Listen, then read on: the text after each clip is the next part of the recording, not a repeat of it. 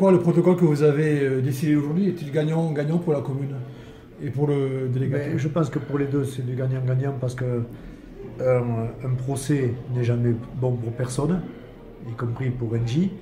En ça, je pense que la lucidité des gens qui dirigent Altice Services et Engie, on se sont quand même quelque part, j'imagine, posé un certain nombre de questions.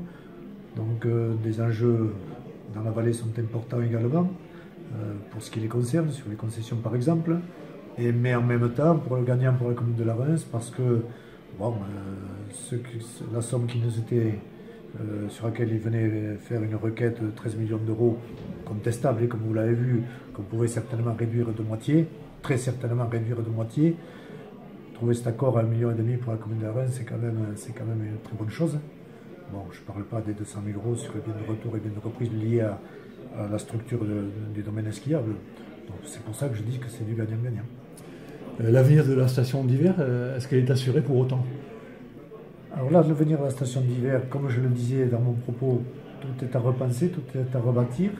Nous avons un bijou qui est le site Artus en sa dimension extraordinaire, avec un outil d'été qui est performant, qui doit être mieux, sur lequel on doit abonder des activités complémentaires qui vont lui donner un peu plus d'attractivité, afin de s'appuyer sur cette structure forte estivale 4 saisons et revoir les conditions du domaine skiable que je compte épurer dans le temps.